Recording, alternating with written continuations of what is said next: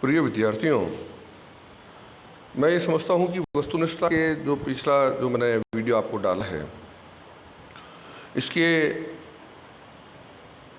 अर्थ और परिभाषा के संदर्भ में जो भी आपके कन्फ्यूजन्स रहे हैं, उसमें कुछ या कोई प्रकार का संदेह रहा है तो उसका निस्तारण हो चुका होगा।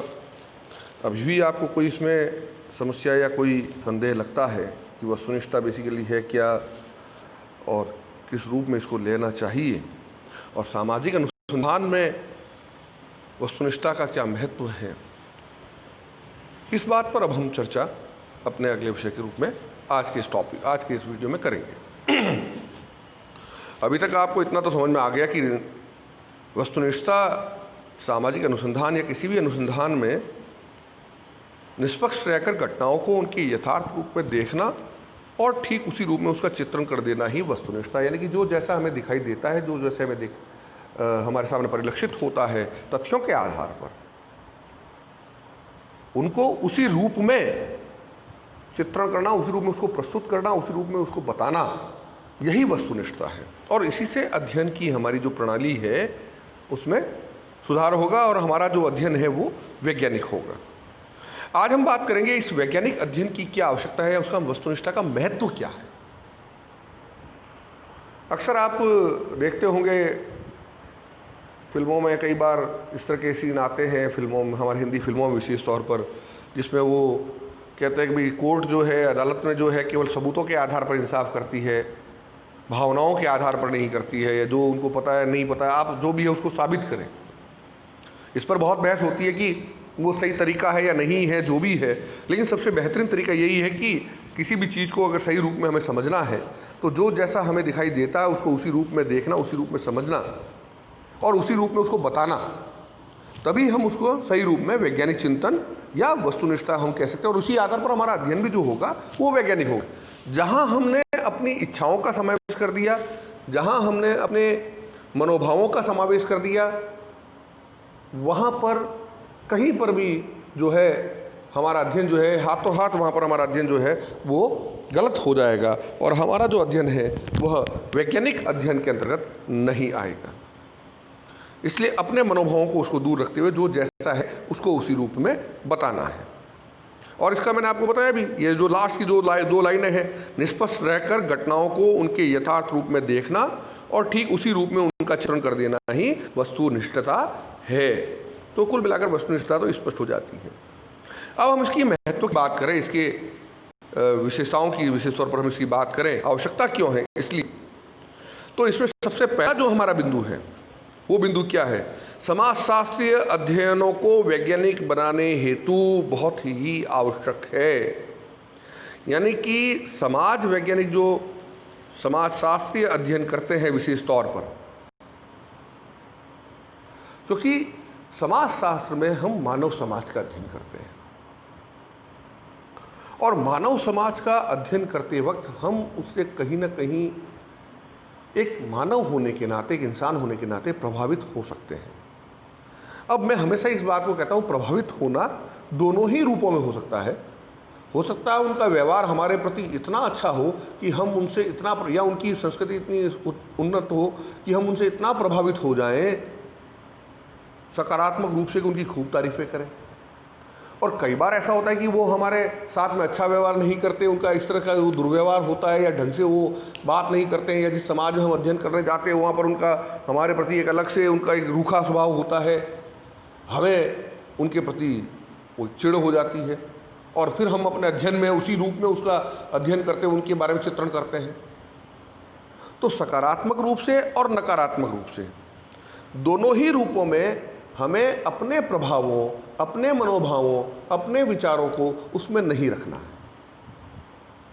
बल्कि जो जैसा है, जैसा कि अंतिम लाइन में फिर से क्या पढ़ रहा हूं उसको, निष्पक्ष रहकर घटनाओं को उनके यथार्थ रूप में देखना और ठीक उसी रूप में उनका चित्रण कर देना ही वस्तुनिष्ठता है।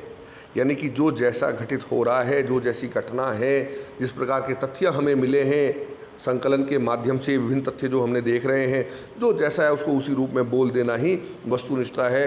और समाजशास्त्रीय अध्ययन को यदि हमें वैज्ञानिक बनाना है क्योंकि जब अन्य विज्ञानों की बात की कॉम्ट ने और दूसरे विद्वानों ने, तो अन्य विज्ञानों में मान लीजिए किसी का ब्लड टेस्ट है तो ब्लड का तो क्या किसी उससे होगा। पैथ लैब में अगर मान लीजिए ब्लड टेस्ट में रिपोर्ट जाती है तो जैसी रिपोर्ट होगी वैसे दे देगा, उससे ना तो उसकी कोई दुश्मनी है ना उससे कोई उसकी मित्रता है। लेकिन इंसान के रूप में हो सकता है हम उससे बहुत अच्छा प्रभावित भी हो सकते हैं और बहुत बुरी तरह से उससे नाराज भी हो सकते हैं।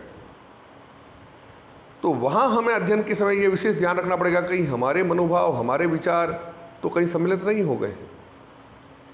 तो इसलिए अगर हमें समाजशास्त्रीय अध्ययनों को वैज्ञानिक बनाना है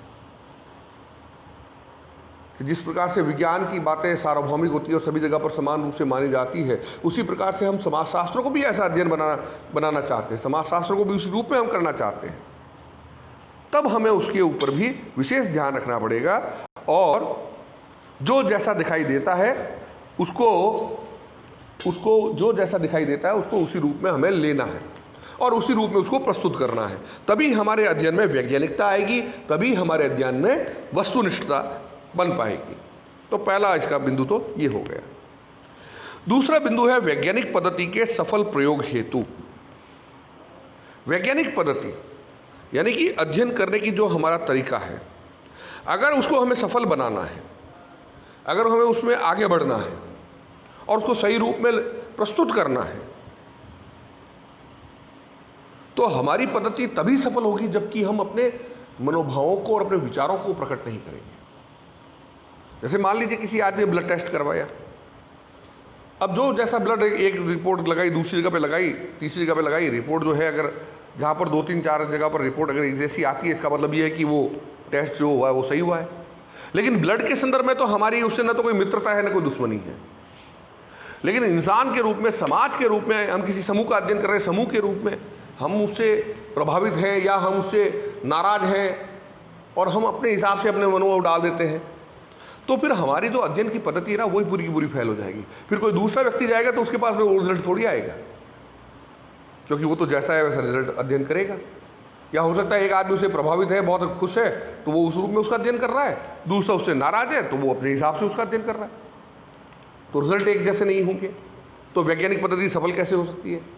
वैज्ञानिक पद्धति तो तभी सफल मानी जाती है ना जबकि सभी जगहों पर एक समान रिजल्ट आते हो। जैसे अभी कोविड-19 के इस दौर में ही आप देख लीजिए, कई लोग ये आरोप लगा रहे हैं साहब एक जगह पर लगाया वहाँ पॉजिटिव आ गई, दूसरी जगह पर लगाया वहाँ नेगेटिव आ गई रिपोर्ट, ये हो गया वो हो गया, तो लोग उस पर अविश्वास करेंगे। उस पर विश्वास थोड़ी करेंगे।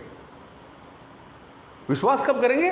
जब जहाँ पर भी जाएंगे, जो भी कहीं पर भी लैब रिपोर्ट टेस्ट कराई, उसका जो रिजल्ट है वैसा का वैसा आए, तब लोगों को विश्वास होगा कि हाँ सर ये बात सही। तो वैज्ञानिक रूप से किसी बात पर विश्वास होने के लिए या वैज्ञानिक पद्धति को सफल करने के लिए बहुत अनिवार्य है कि जो जैसा है उसको वैसा बताया जाए, उसका वैसा ही चित्रण किया जाए, उसको वैसा ही अध्ययन किया जाए। तो वस्तुनिष्ठता होना अपने आप में बहुत ही जरूरी है। अब हम आते हैं अपने तीसरे बिंदु पर। हमारा तीसरा बिंदु है प्रतिनिधिपूर्ण तथ्यों को प्राप्त करने हेतु। प्रतिनिधिपूर्ण तथ्य क्या है? इसका क्या मतलब हुआ? प्रतिनिधिपूर्ण तथ्य, तथ्य यानी कि वो बातें जिसके आधार पर हम उस घटनाक्रम का अध्ययन करना चाहते हैं, उसके डेटा जो भी हमारे सामने आते हैं कि फला घटना हुई, उसको इस तरह से हुई, उसमें ये इसने ऐसे किया, उसने वैसे किया, ये सारी जो चीज़ें हैं ये सब हमारे क्या है? डेटा है, हमारे तथ्य है। और इन तथ्यों के आधार पर हमें अपने अध्ययन को करना है कि उस सामाजिक घटना के कार्य कारण संबंधों का पता लगाना है, उस घटना की सत्यता तक पहुंचना है।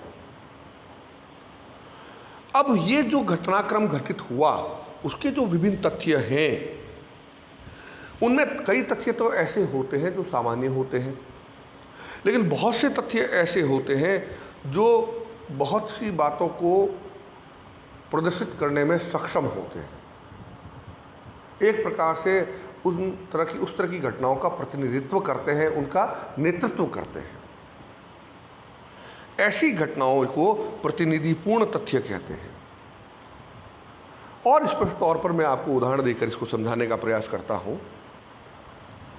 जैसे मान लीजिए कई बार ऐसा कोई घटनाक्रम होता है जिसमें कुछ विशेष व्यक्तियों के कुछ वक्तव्यों के कारण या कुछ और कारणों की वजह से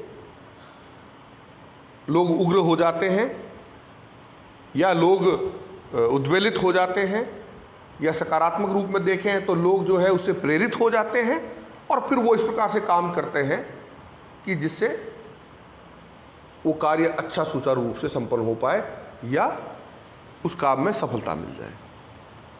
यहां पर प्रतिनिधिपूर्ण तथ्य वो होंगे कि किन वजहों से वो जो घटनाक्रम या वो सफलता मिली है उसमें मेजर कॉज क्या क्या थी। जैसे मान लीजिए भारत की आज़ादी की हम बात करें, वर्तमान में आप लोगों को पता होगा, अखबारों में आप पढ़ते होंगे, एनएसएस से जुड़े हुए हमारे छात्र जो हैं, स्वयंसेवक जो हैं, उनको तो बहुत अच्छे से पता है कि हम लगातार, भले ही क्लासेज आज के वक्त में नहीं हो रही है, लेकिन हम लगातार महात्मा गांधी के 150वें जयंती वर्ष के अवसर पर उसकी श्रृंखलाओं में बहुत से कार्यक्रम आयोजित कर रहे हैं, ऑनलाइन भी और कॉलेज में भी हम एनएसएस के माध्यम से कई प्रकार के कार्य करते हैं। अभी हमने गांधी वाटिका का भी उद्घाटन किया था 10 तारीख को, 10 अगस्त को। तो बहुत से हमारे एनएसएस के और एनसीसी के और रोवरिंग के स्वयंसेवक और वो सारे कैडेट्स वगैरह वहाँ पर थे। अब महात्मा गांधी के, अगर हम उसको दे, भारत की आज़ादी में हम महात्मा गांधी का अगर हम योगदान के ऊपर बात करें तो आप सभी जानते हैं कि महात्मा गांधी का भारतीय स्वाधीनता जो आंदोलन है, स्वतंत्रता जो संग्राम है, उसमें महात्मा गांधी के प्रादुर्भाव के बाद में, उनके पदार्पण के पश्चात निश्चित तौर पर बहुत तेज़ी से गति आई और ये जो स्वतंत्रता आंदोलन था ये एक प्रकार से जन जन तक पहुंच गया, आम आदमी तक पहुंच गया। इसमें कोई अतिशयोक्तिपूर्ण कथन नहीं है, कुछ भी अतिरिक्त नहीं है। ये किसी पार्टी, किसी राजनीतिक नेता, दल वगैरह से कोई लेना देना नहीं है। ये बिल्कुल सत्य है, जो जैसा है वो हम सबको पता है, इतिहास पढ़ा है, इतिहास में बताया गया है और लोगों ने भी इस चीज़ को देखा है, पूरा विश्व इस चीज़ को मानता है। तो महात्मा गांधी के कंट्रीब्यूशन को हम प्रतिनिधिपूर्ण तथ्य के आधार पर देख सकते हैं भारतीय स्वतंत्रता आंदोलन के रूप में। हालांकि इसका मतलब ये कदापि नहीं हुआ कि उससे पहले के या उसके बाद के दूसरे नेताओं से या दूसरे जो हमारे स्वतंत्रता, जो हमारे जो अपने थे संग्राम करने वाले जो हमारे नेता रहे या हमारे जो भी स्वतंत्रता सेनानी रहे, उनका कोई योगदान कम हो गया, इसका मतलब ये कदापि नहीं है। परंतु महात्मा गांधी का योगदान जो था ना, और जो कि उन्होंने सिद्ध किया अपने कर्मों के आधार पर, अहिंसा के आधार पर, सत्याग्रह के आधार पर, असहयोग आंदोलन के आधार पर, बहुत सी चीज़ें हमने उस दिन अगस्त क्रांति पर हमारा पूरा यहाँ पर एक संगोष्ठी भी आयोजित की गई थी ऑडिटोरियम में 10 तारीख को ही। तो कहने का तात्पर्य मेरा यहाँ पर ये है कि इस प्रकार की चीज़ों को अगर हम देखें तो निस्संदेह ये जो है वो उस आंदोलन के, उस घटनाक्रम के प्रतिनिधित्वपूर्ण तथ्य हो सकते हैं कि ये लोग थे वहाँ पर जिन्होंने इस रूप से लोगों का नेतृत्व किया, लोगों को सही रास्ता दिखाया और अपने कर्मों से, अपने खुद के जीवन में। और जैसे ही भारत आज़ाद हुआ, महात्मा गांधी चाहते तो हर प्रकार का पद प्राप्त कर सकते थे, लेकिन उन्होंने बिल्कुल किसी प्रकार का पद प्राप्त नहीं किया। तुरंत प्रभाव से उन्होंने राजनीति से एक रूप से संन्यास ले लिया और उनका तो यहाँ तक कहना था कि इस कांग्रेस को भंग कर दिया जाना चाहिए, क्योंकि ये वो कांग्रेस बाद वाली उसकी नहीं है। हालांकि एक पॉलिटिकल ये बात होगी, यहाँ पर हमारा इसका कोई लेना देना नहीं है, लेकिन उन्होंने अपने जीवन चरित्र से भी उन्होंने ये दिखाया लोगों को कि इस प्रकार से जीवन जिया जा सकता है और लोग उनको आइडियल मानते थे। तो इस प्रकार के जो चीज़ें थी वो प्रतिनिधिपूर्ण तथ्य जो है वो महात्मा गांधी के संदर्भ में हो सकते हैं, सुभाष चंद्र बोस के बारे में हो सकते हैं, चंद्रशेखर आज़ाद के बारे में हो सकते हैं, पंडित जवाहरलाल नेहरू के बारे में हो सकते हैं, लौह पुरुष सरदार वल्लभ भाई पटेल के बारे में हो सकते हैं, सभी लोगों के बारे में हो सकते हैं। इन लोगों का बहुत ज़बरदस्त योगदान रहा है। तो इन चीज़ों को हमें समझना होगा कि इस प्रकार से प्रतिनिधिपूर्ण जो तथ्य है वो हम कब बात करेंगे, जब हम वस्तुनिष्ठता रखेंगे। हम किसी विचारधारा से प्रभावित होकर कि हम तो साहब इसको मान विचारधारा के हैं तो हम इन महात्मा गांधी के योगदान को नकार देंगे, या हम इस विचारधारा के तो हम तो केवल इन्हीं का बताएंगे। जैसे कई लोग हैं जो केवल चंद लोगों की ही बात करते हैं, कई लोगों के बारे में ऐसा इल्जाम आता रहता है। तो इसे हमें समझना पड़ेगा।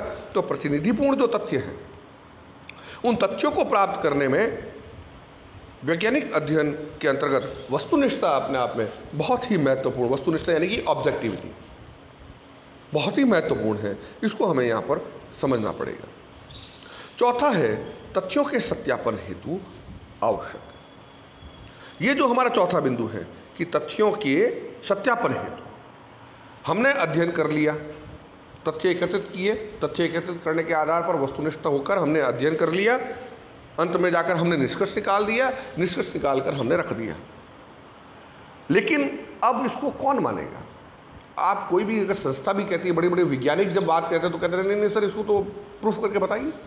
और जगह जगह पर उस पर रिसर्च होता है, रिसर्च। हमारा पेपर ही क्या है? हमारा पेपर का नाम ही क्या है? मतलब सोशल, इसमें जो है हमारा ये सामाजिक अनुसंधान का पेपर है, सोशल रिसर्च का पेपर है। और रिसर्च का मतलब होता है रिसर्च। री का मतलब पुनः, सर्च का मतलब खोज करना, पुनः खोज करना, पुनः शोध करना, फिर से जांचना। मैंने अध्ययन कर दिया, मैंने निष्कर्ष निकाल दिया, वस्तुनिष्ठता के आधार पर अगर हमने क्या है ये काम किया है, तो चाहे कोई भी व्यक्ति किसी भी परिस्थिति में जाकर उसके ऊपर अध्ययन कर ले, उन्हीं परिस्थितियों के रूप में, उन्हीं तथ्यों के आधार पर उसका रिजल्ट वही आएगा। यहां तक कि सामाजिक घटनाओं में भी उसका रिजल्ट जो है लगभग वही का वो होगा। अगर 100 डिग्री टेम्परेचर पर पानी जो है उबलना शुरू हो जाता है, उबलता है, तो आप कहीं पर भी जाइए 100 डिग्री टेम्परेचर पर ही पानी उबलेगा। उसी प्रकार से वस्तुनिष्ठ रहकर अगर हमने सामाजिक अध्ययन किया है, किसी घटना का सामाजिक रूप से कोई घटना घटित हुई और उसको वस्तुनिष्ठ होकर हमने अध्ययन किया है, तो वो चाहे उसका अध्ययन कोई कर ले, उसके भी रिजल्ट वही वापस आएंगे। तो जो हमारे तथ्य हैं, जो हमारे डेटा हैं, उन डेटा की, उन तथ्यों के सत्यापन की जांच के लिए या उनकी सत्यता की जांच के लिए ये बहुत अनिवार्य है कि जब हम अध्ययन करें तो ऑब्जेक्टिविटी का ध्यान रखें, वस्तुनिष्ठता का ध्यान रखें और बगैर किसी चीज़ से प्रभावित हुए अध्ययन करें, तो हमारा जो अध्ययन है वो वैसा ही, जो हमारे जो तथ्य हैं उनका सत्यापन बड़े आसानी से किया जा सकता है। और इसी आधार पर 5वां बिंदु आता है निष्पक्ष निष्कर्षों की प्राप्ति हेतु। निष्पक्ष रूप से जब हमें निष्कर्ष चाहिए, परिणाम चाहिए, निष्पक्ष यानी कि बिना किसी पक्षपात के। और वस्तुनिष्ठता क्या है? वस्तुनिष्ठता का फिर से वही अंतिम 2 लाइनें आप पढ़ लीजिए, क्या लिखी उसमें? यही लिखा है कि निष्पक्ष रहकर घटनाओं को उनके यथार्थ रूप में देखना। इसलिए मैंने ये 2 लाइनें विशेष तौर पर यहाँ पर जोड़ी है, क्योंकि पूरा का पूरा वस्तुनिष्ठता या ऑब्जेक्टिविटी जो है वो उसी पर निर्भर है। निष्पक्ष रहकर घटनाओं को उनके यथार्थ रूप में देखना और ठीक उसी रूप में उनका चित्रण कर देना ही वस्तुनिष्ठता है। तो इसलिए मैं हमेशा कहता भी हूँ कि हमें परिभाषाओं को याद करना होगा। इन परिभाषाओं के आधार पर हम उन विशेषताओं और महत्व को भी समझा सकते हैं। केवल उन परिभाषाओं को थोड़ा विस्तृत रूप से अध्ययन करके उनको समझना होगा। तो जो अगर निष्पक्ष निष्कर्ष की प्राप्ति हमें करनी है तो उसके लिए वस्तुनिष्ठता का अपना बहुत महत्वपूर्ण स्थान है, उसे हमें ध्यान रखना होगा। और विशेषकर सामाजिक अनुसंधानों में, क्योंकि प्राकृतिक विज्ञानों में तो किसी से कोई लगाव होता ही नहीं है, न लगाव है, न कोई दुराचार है, न दुराभाव है, न दुराभाव है, न लगाव है। तो निश्चित तौर पर हमारा जो अध्ययन होगा वो निष्पक्ष ही होगा। लेकिन सामाजिक घटना के क्रम के समय में हमारा दुराभाव हो सकता है, लगाव हो सकता है, वहाँ पर हमारा अध्ययन जो है उससे प्रभावित हो सकता है। तो इसको हमें यहाँ पर समझने की आवश्यकता होगी। तो इसलिए वस्तुनिष्ठता या ऑब्जेक्टिविटी विशेष तौर पर सामाजिक अनुसंधान के समय हमें इसको समझना होगा, इसको देखना होगा। प्रिय विद्यार्थियों, मैंने बहुत डिटेल में आपको ये चीज़ें बार बार समझाने का प्रयास किया है। हालांकि थोड़े समय बाद में मैं आपको एक और लिंक भेजूंगा, जो मेरा पर्सनल यूट्यूब का चैनल है उसमें मोटे तौर पर जो मैंने वीडियो तैयार किए हैं, जो पूरी तरह से एक साथ में पूरे टॉपिक को बता रहे हैं। ये तो लेक्चर में अलग अलग टुकड़ों में वापस दे रहा हूँ कि क्लासरूम टीचिंग के हिसाब से, कि आपको टुकड़ों में थोड़े 20-20, 25-25 मिनट के लेक्चर के अंतर्गत आपको वो बात समझ में आ जाए। एक साथ में अगर आप आधे पौन घंटे का, 1 घंटे का लेक्चर वीडियो देखते हैं, शायद वो पूरी बात इतनी समझ में आए नहीं आए, कितनी याद रहे नहीं रहे। तो प्रतिदिन एक लेक्चर के आधार पर जो हमें निर्देश मिले उसके आधार पर मैं इसको दे रहा हूँ। इसके साथ में मैं अपना लिंक भी आपको दूंगा, उस लिंक पर जाकर भी आप इस संपूर्ण वीडियो को एक साथ में यदि देखना चाहें तो देख सकते हैं। आज के लिए इतना ही काफ़ी है। धन्यवाद।